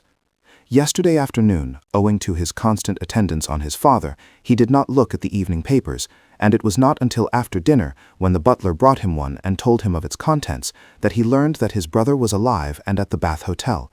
He drove there at once, but was told that about 8 o'clock his brother had gone out, but without giving any clue to his destination. As Chetney had not at once come to see his father, Arthur decided that he was still angry with him, and his mind, turning naturally to the cause of their quarrel, determined him to look for Chetney at the home of the Princess Zichy. Her house had been pointed out to him, and though he had never visited it, he had passed it many times and knew its exact location.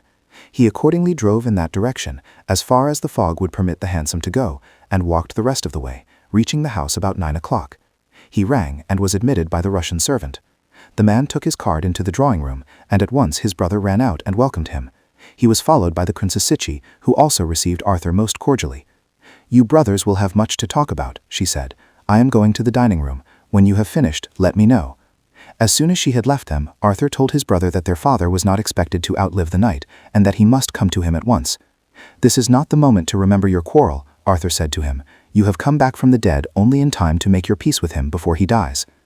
Arthur says that at this Chetney was greatly moved. "You entirely misunderstand me, Arthur," he returned.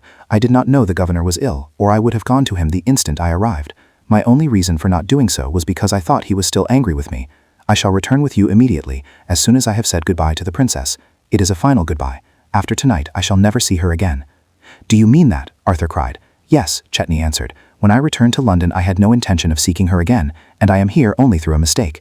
He then told Arthur that he had separated from the princess even before he went to Central Africa, and that moreover, while at Cairo on his way south, he had learned certain facts concerning her life there during the previous season, which made it impossible for him to ever wish to see her again. Their separation was final and complete. "She deceived me cruelly," he said. "I cannot tell you how cruelly. During the 2 years when I was trying to obtain my father's consent to our marriage, she was in love with a Russian diplomat. During all that time he was secretly visiting her here in London, and her trip to Cairo was only an excuse to meet him there." "Yet you are here with her tonight," Arthur protested, "only a few hours after your return." "That is easily explained," Chetney answered. "As I finished dinner tonight at the hotel, I received a note from her from this address. In it she said she had but just learned of my arrival, and begged me to come to her at once. She wrote that she was in great and present trouble, dying of an incurable illness, and without friends or money. She begged me, for the sake of old times, to come to her assistance. During the last 2 years in the jungle, all my former feeling for Zichy has utterly passed away, but no one could have dismissed the appeal she made in that letter. So I came here, and found her, as you have seen her, quite as beautiful as she ever was, in very good health, and from the look of the house, in no need of money. I asked her what she meant by writing me that she was dying in a garret, and she laughed, and said she had done so because she was afraid, unless I thought she needed help, I would not try to see her. That was where we were when you arrived. And now," Chetney added, "I will say goodbye to her, and you had better return home. No, you can trust me, I shall follow you at once. She has no influence over me now, but I believe, in spite of the way she has used me, that she is, after her queer fashion, still fond of me, and when she learns that this goodbye is final, there may be a scene, and it is not fair to her that you should be here. So go home at once, and tell the governor that I am following you in 10 minutes. "That," said Arthur, "is the way we parted. I never left him on more friendly terms. I was happy to see him alive again. I was happy to think he had returned in time to make up his quarrel with my father, and I was happy that at last he was shut of that woman. I was never better pleased with him in my life." He turned to Inspector Lyle, who was sitting at the foot of the bed taking notes of all he told us. "Why in the name of common sense," he cried, "should I have chosen that moment of all others to send my brother back to the grave?" For a moment the inspector did not answer him. "I do not know if any of you gentlemen are acquainted with Inspector Lyle, but if you are not, I can assure you that he is a very remarkable man. Our firm often applies to him for aid, and he has never failed us. My father has the greatest possible respect for him. Where he has the advantage over the ordinary police official is in the fact that he possesses imagination. He imagines himself to be the criminal, imagines how he would act under the same circumstances, and he imagines to such purpose that he generally finds the man he wants. I have often told Lyle that if he had not been a detective he would have made a great success as a poet or a playwright." When Arthur turned on him, Lyle hesitated for a moment, and then told him exactly what the case was against him. "Ever since your brother was reported as having died in Africa," he said, "your lordship has been collecting money on post-obits. Lord Chetney's arrival last night turned them into waste paper. You were suddenly in debt for thousands of pounds, for much more than you could ever possibly pay. No one knew that you and your brother had met at Madame Zichy's, but you knew that your father was not expected to outlive the night, and that if your brother were dead also, you would be saved from complete ruin, and that you would become the Marquis of Adam." "Oh, that's how you have worked it out, is it?" Arthur cried. "And for me to become Lord Adam, was it necessary that the woman should die too?" "They will say," Lyle answered, "that she was a witness to the murder, that she would have told." "Then why did I not kill the servant as well?" Arthur said. "He was asleep and saw nothing." "And you believe that?" Arthur demanded. "It is not a question of what I believe," Lyle said gravely. "It is a question for your peers." "The man is insolent," Arthur cried. "The thing is monstrous, horrible." Before we could stop him, he sprang out of his cot and began pulling on his towels. When the nurses tried to hold him down, he fought with them. "Do you think you can keep me here?" he shouted, "when they are plotting to hang me? I'm going with you to that house," he cried at Lyle. "When you find those bodies, I shall be beside you. It is my right. He is my brother. He has been murdered, and I can tell you who murdered him. That woman murdered him. She first ruined his life, and now she has killed him. For the last 5 years she has been plotting to make herself his wife, and last night when he told her he had discovered the truth about the Russian, and that she would never see her again, she flew into a passion and stabbed him, and then, in terror of the gallows, killed herself. She murdered him, I tell you, and I promise you that we will find the knife she used near her, perhaps still in her hand. What will you say to that?" Lyle turned his head away and stared down at the floor. "I might say," he answered, "that you placed it there." Arthur took the cry of anger and sprang at him, and then pitched forward into his arms.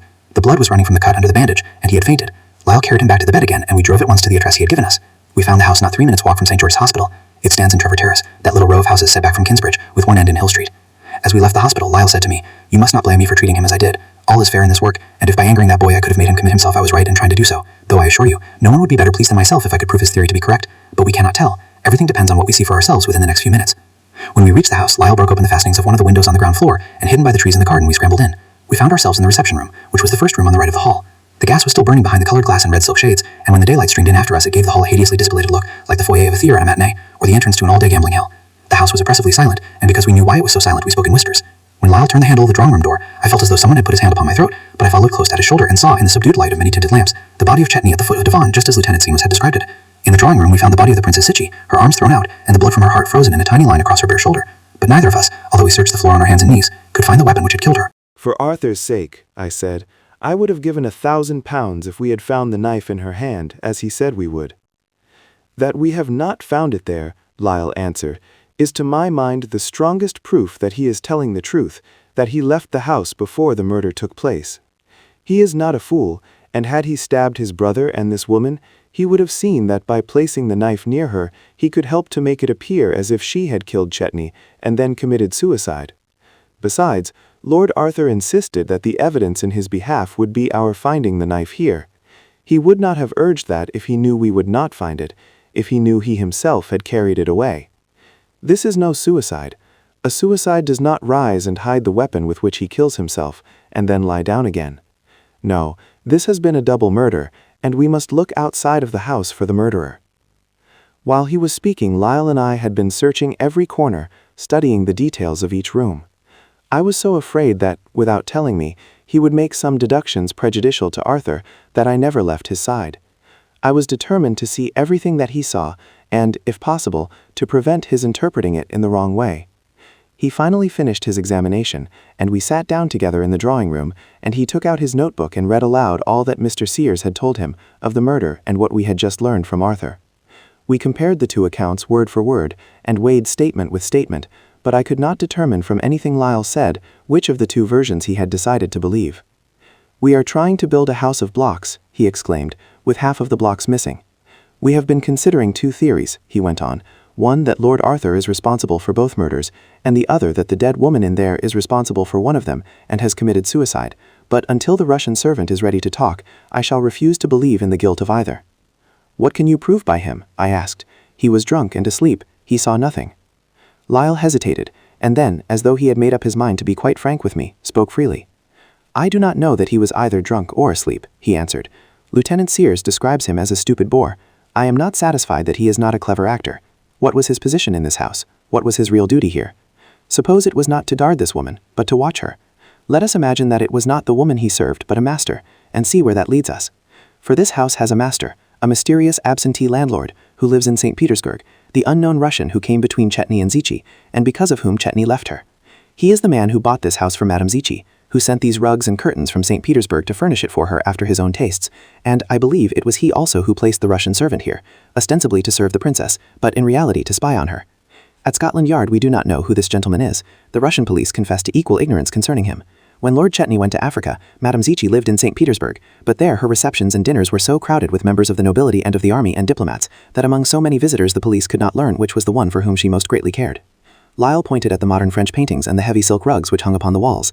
"The unknown is a man of taste and of some fortune," he said, "not the sort of man to send a stupid boor to guard the woman he loves. So I am not content to believe with Mr. Sears that the servant is a boor. I believe him instead to be a very clever ruffian. I believe him to be the protector of his master's honor, or let us say of his master's property, whether that property be silver plate or the woman his master loves. Last night, after Lord Arthur had gone away, the servant was left alone in this house with Lord Chetney and Madame Zichy. From where he sat in the hall he could hear Lord Chetney bidding her farewell, for if my idea of him is direct, he understands English quite as well as you or I. Let us imagine that he heard her entreating Chetney not to leave her, reminding him of his former wish to marry her, and let us suppose that he hears Chetney denounce her, and tell her that at Cairo he has learned of this Russian admirer, the servant's master. He hears the woman declare that she has had no admirer but himself, that this unknown Russian was and is nothing to her, that there is no man she loves but him, and that she cannot live knowing that he is alive without his love. Suppose Chetney believed her, suppose his former infatuation for her returned, and that in a moment of weakness he forgave her and took her in his arms. That is the moment the Russian master has feared. It is to guard against that he has placed his watchdog over the princess, and how do we know but that when the moment came, the watchdog served his master, as he saw his duty, and killed them both? What do you think?" Lyle demanded. "Would not that explain both murders?" I was only too willing to hear any theory which pointed to anyone else as the criminal than Arthur, but Lyle's explanation was too utterly fantastic. I told him that he certainly showed imagination, but that he could not hang a man for what he imagined he had done. "No," Lyle answered, "but I can frighten him by telling him what I think he has done. And now when I again question the Russian servant, I will make it quite clear to him that I believe he is the murderer. I think that will open his mouth. A man will at least talk to defend himself. Come," he said, "we must return at once to Scotland Yard and see him. There is nothing more to do here." He arose, and I followed him into the hall, and in another minute we would have been on our way to Scotland Yard. But just as he opened the street door, a postman halted at the gate of the garden and began fumbling with the latch. Lyle stopped, with an exclamation of chagrin. "How stupid of me," he exclaimed. He turned quickly and pointed to a narrow slit cut in the brass plate of the front door. "The house has a private letterbox," he said, "and I had not thought to look in it. If we had gone out as we came in, by the window, I would never have seen it. The moment I entered the house, I should have thought of securing the letters which came this morning. I have been grossly careless." He stepped back into the hall and pulled at the lid of the letterbox, which hung on the inside of the door, but it was tightly locked. At the same moment, the postman came up the steps holding a letter. Without a word, Lyle took it from his hand and began to examine it. It was addressed to the Princess Zichy, and on the back of the envelope was the name of a West End dressmaker. "That is of no use to me," Lyle said. He took out his card and showed it to the postman. "I am Inspector Lyle from Scotland Yard," he said. "The people in this house are under arrest. Everything it contains is now in my keeping. Did you deliver any other letters here this morning?" The man looked frightened, but answered promptly that he was now upon his third round. He had made one postal delivery at 7 that morning and another at 11. "How many letters did you leave here?" Lyle asked. About 6 altogether, the man answered. Did you put them through the door into the letterbox? The postman said, yes, I always slip them into the box and ring and go away. The servants collect them from the inside. Have you noticed if any of the letters you leave here bear a Russian postage stamp? Lyle asked. The man answered, oh yes, sir, a great many. From the same person, would you say? The writing seems to be the same, the man answered. They come regularly, about once a week. One of those I delivered this morning had a Russian postmark. That will do, said Lyle eagerly. Thank you very much. He ran back into the hall and, pulling out his penknife, began to pick at the lock of the letterbox. I have been supremely careless, he said in great excitement. Twice before, when people I wanted had flown from a house, I have been able to follow them by putting a guard over their mailbox. These letters, which arrive regularly every week from Russia in the same handwriting, they can come but from one person. At least we shall now know the name of the master of this house. Undoubtedly, it is one of his letters that the man placed here this morning. We may make a most important discovery. As he was talking, he was picking at the lock with his knife, but he was so impatient to reach the letters that he pressed too heavily on the blade and it broke in his hand. I took a step backward and drove my heel into the lock and burst it open. The lid flew back and we pressed forward, and each ran his hand down into the letterbox. For a moment we were both too startled to move. The box was empty. I do not know how long we stood staring stupidly at each other, but it was Lyle who was the first to recover. He seized me by the arm and pointed excitedly into the empty box. Do you appreciate what that means? He cried. It means that someone has been here ahead of us. Someone has entered this house not 3 hours before we came, since 11 o'clock this morning. It was the Russian servant, I exclaimed. The Russian servant has been under arrest at Scotland Yard, Lyle cried. He could not have taken the letters. Lord Arthur has been in his cot at the hospital. That is his alibi. There is someone else, someone we do not suspect, and that someone is the murderer. He came back here either to obtain those letters because he knew they would convict him, or to remove something he had left here at the time of the murder, something incriminating, the weapon perhaps, or some personal article, a cigarette case, a handkerchief with his name upon it, or a pair of gloves. Whatever it was, it must have been damning evidence against him to have made him take so desperate a chance. How do we know, I whispered, that he is not hidden here now? No, I'll swear he is not, Lyle answered. I may have bungled in some things, but I have searched this house thoroughly. Nevertheless, he added, we must go over it again, from the cellar to the roof. We have the real clue now, and we must forget the others and work only it. As he spoke, he began again to search the drawing room, turning over even the books on the tables and the music on the piano. Whoever the man is, he said over his shoulder, we know that he has a key to the front door and a key to the letterbox. That shows us he is either an inmate of the house or that he comes here when he wishes. The Russian says that he was the only servant in the house. Certainly we have found no evidence to show that any other servant slept here. There could be but one other person who would possess a key to the house and the letterbox, and he lives in St. Petersburg. At the time of the murder, he was 2,000 miles away. Lyle interrupted himself suddenly with a sharp cry and turned upon me with his eyes flashing. But was he? He cried. Was he? How do we know that last night he was not in St. Petersburg, in this very house when Zichy and Chetney met? He stood staring at me without seeing me, muttering and arguing with himself. Don't speak to me, he cried, as I ventured to interrupt him. I can see it now. It is all plain. It was not the servant, but his master, the Russian himself, and it was he who came back for the letters. He came back for them because he knew they would convict him. We must find them. We must have those letters. If we find the one with the Russian postmark, we shall have found the murderer. He spoke like a madman, and as he spoke, he ran around the room with one hand held out in front of him, as you have seen a mind reader at a theater seeking for something hidden in the stalls. He pulled the old letters from the writing desk and ran them over as swiftly as a gambler deals out cards. He dropped on his knees before the fireplace and dragged out the dead coals with his bare fingers, and then with a low worried cry like a hound on a scent, he ran back to the waste paper basket and lifting the papers from it, shook them out upon the floor. Instantly he gave a shout of triumph, and separating a number of torn pieces from the others, held them up before me. Look, he cried. Do you see? Here are 5 letters torn across in 2 places. The Russian did not stop to read them, for as you see, he has left us them sealed. I have been wrong. He did not return for the letters. He could not have known their value. He must have returned for some other reason, and as he was leaving, saw the letterbox, and taking out the letters held them so, and tore them twice across, and then, as the fire had gone out, tossed them into this basket. Look, he cried. Here in the upper corner of this piece is a Russian stamp. This is his own letter, unopened. We examined the Russian stamp and found it had been cancelled in St. Petersburg 4 days ago. The back of the envelope bore the postmark of the branch station in Upper Sloane Street, and was dated this morning. The envelope was of facial blue paper, and we had no difficulty in finding the 2 other parts of it. We drew the torn pieces of the letters from them and joined them together side by side. There were but 2 lines of writing, and this was the message. I leave St. Petersburg on the night train, and I shall see you at Trevor Terrace after dinner Monday evening. That was last night, Lyle cried. He arrived 12 hours ahead of his letter, but it came in time. It came in time to hang him. The baronet struck the table with his hand. The name, he demanded. How was it signed? What was the man's name? The young solicitor rose to his feet and, leaning forward, stretched out his arm. There was no name, he cried. The letter was signed with only 2 initials, but engraved at the top of the sheet was the man's address.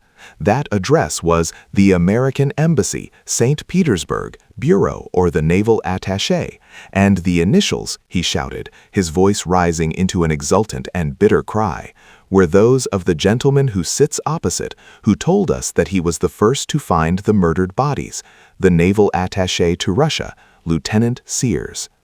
A strained and awful hush followed the solicitor's words, which seemed to vibrate like a twanging bowstring that had just hurled its bolt. Sir Andrew, pale and staring, drew away with an exclamation of repulsion. His eyes were fastened upon the naval attaché with fascinated horror. But the American emitted a sigh of great content and sank comfortably into the arms of his chair. He clapped his hands softly together. "Capital," he murmured. "I give you my word I never guessed what you were driving at. You fooled me. I'll be hanged if you didn't. You certainly fooled me." The man with the pearl stud leaned forward with a nervous gesture. "Hush, be careful," he whispered. But at that instant, for the third time, a servant, hastening through the room, handed him a piece of paper which he scanned eagerly. The message on the paper read, "The light over the commons is out. The house has risen." The man with the black pearl gave a mighty shout and tossed the paper from him upon the table. "Hurrah!" he cried. "The house is up! We've won!" He caught up his glass and slapped the naval attaché violently upon the shoulder. He nodded joyously at him, at the solicitor, and at the Queen's messenger. "Gentlemen, to you," he cried, "my thanks and my congratulations." He drank deep from the glass and breathed forth a long sigh of satisfaction and relief. "But I say," protested the Queen's messenger, shaking his finger violently at the solicitor, "that story won't do. You didn't play fair, and you talked so fast I couldn't make out what it was all about. I'll bet you that evidence wouldn't hold in a court of law. You couldn't hang a cat on such evidence. Your story is condemned tommyrot. Now, my story might have happened. My story bore the mark." In the joy of creation, the storytellers had forgotten their audience, until a sudden exclamation from Sir Andrew caused them to turn guiltily toward him. His face was knit with lines of anger, doubt, and amazement. "What does this mean?" he cried. "Is this a jest, or are you mad? If you know this man is a murderer, why is he at large? Is this a game you have been playing? Explain yourselves at once. What does it mean?" The American, with first a glance at the others, rose and bowed courteously. "I am not a murderer, Sir Andrew, believe me," he said. "You need not be alarmed. As a matter of fact, at this moment I am much more afraid of you than you could possibly be of me. I beg you please to be indulgent. I assure you we meant no disrespect. We have been matching stories, that is all, pretending that we are people we are not, endeavoring to entertain you with better detective tales than, for instance, the last one you read, the Great Rand Robbery." The baronet brushed his hand nervously across his forehead. "Do you mean to tell me," he exclaimed, "that none of this has happened? That Lord Chetney is not dead? That his solicitor did not find a letter of yours written from your post in Petersburg? And that just now, when he charged you with murder, he was in jest?" "I am really very sorry," said the American. "But you see, sir, he could not have found a letter written by me in St. Petersburg because I have never been in Petersburg. Until this week, I have never been outside of my own country. I am not a naval officer. I am a writer of short stories. And tonight, when this gentleman told me that you were fond of detective stories, I thought it would be amusing to tell you one of my own, one I had just mapped out this afternoon." "But Lord Chetney is a real person," interrupted the baronet. "And he did go to Africa 2 years ago, and he was supposed to have died there, and his brother, Lord Arthur, has been the heir. And yesterday Chetney did return. I read it in the papers." "So did I," assented the American soothingly. "And it struck me as being a very good plot for a story. I mean his unexpected return from the dead, and the probable disappointment of the younger brother. So I decided that the younger brother had better murder the older one. The Princess Sichi I invented out of a clear sky. The fog I did not have to invent. Since last night I know all that there is to know about a London fog. I was lost in one for 3 hours." The baronet turned grimly upon the Queen's messenger. "But this gentleman," he protested, "he is not a writer of short stories. He is a member of the Foreign Office. I have often seen him in Whitehall, and, according to him, the Princess Sichi is not an invention. He says she is very well known, that she tried to rob him." The servant of the Foreign Office looked unhappily at the cabinet minister and puffed nervously on his cigar. "It's true, Sir Andrew, that I am a Queen's messenger," he said appealingly. "And a Russian woman once did try to rob a Queen's messenger in a railway carriage. Only it did not happen to me, but to a pal of mine. The only Russian princess I ever knew called herself Zabriskie. You may have seen her. She used to do a dive from the roof of the aquarium. Sir Andrew, with a snort of indignation, fronted the young solicitor. "And I suppose yours was a cock-and-bull story too," he said. "Of course it must have been, since Lord Chetney is not dead. But don't tell me," he protested, "that you are not Chudley's son either." "I'm sorry," said the youngest member, smiling in some embarrassment, "but my name is not Chudley. I assure you, though, that I know the family very well, and that I am on very good terms with them." "You should be," exclaimed the baronet, "and judging from the liberties you take with the Chetneys, you had better be on very good terms with them too." The young man leaned back and glanced toward the servants at the far end of the room. "It has been so long since I have been in the club," he said, "that I doubt if even the waiters remember me. Perhaps Joseph may," he added. "Joseph," he called, and at the word a servant stepped briskly forward. The young man pointed to the stuffed head of a great lion which was suspended above the fireplace. "Joseph," he said, "I want you to tell these gentlemen who shot that lion, who presented it to the grill." Joseph, unused to acting as master of ceremonies to members of the club, shifted nervously from one foot to the other. "Why, you did," he stammered. "Of course I did," exclaimed the young man. "I mean, what is the name of the man who shot it? Tell the gentlemen who I am. They wouldn't believe me." "Who you are, my lord," said Joseph. "You are Lord Adam's son, the Earl of Chetney." "You must admit," said Lord Chetney, when the noise had died away, "that I couldn't remain dead while my little brother was accused of murder. I had to do something. Family pride demanded it. Now, Arthur, as the younger brother, can't afford to be squeamish, but personally I should hate to have a brother of mine hanged for murder." "You certainly showed no scruples against hanging me," said the American, "but in the face of your evidence I admit my guilt, and I sentence myself to pay the full penalty of the law, as we are made to pay it in my own country. The order of this court is," he announced, "that Joseph shall bring me a wine card, and that I sign it for 5 bottles of the club's best champagne." "Oh, no," protested the man with the pearl stud. "It is not for you to sign it. In my opinion, it is Sir Andrew who should pay the costs. It is time you knew," he said, turning to that gentleman, "that unconsciously you have been the victim of what I may call a patriotic conspiracy.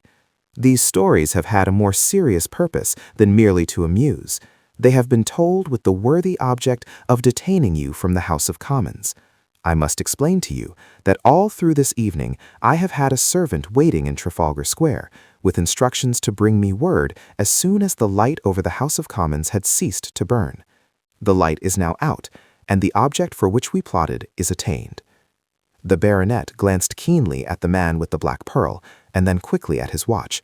The smile disappeared from his lips, and his face was set in stern and forbidding lines. "And may I know," he asked icily, "what was the object of your plot?" "A most worthy one," the other retorted. "Our object was to keep you from advocating the expenditure of many millions of the people's money upon more battleships. In a word, we have been working together to prevent you from passing the Navy Increase Bill." Sir Andrew's face bloomed with brilliant color. His body shook with suppressed emotion.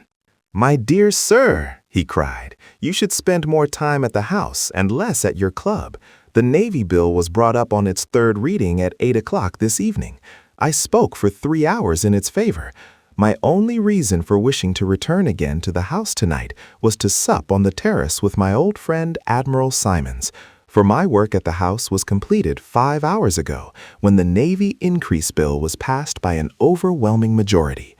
The baronet rose and bowed. "I have to thank you, sir," he said, "for a most interesting evening." The American shoved the wine card which Joseph had given him toward the gentleman with the black pearl. "You sign it," he said. The end.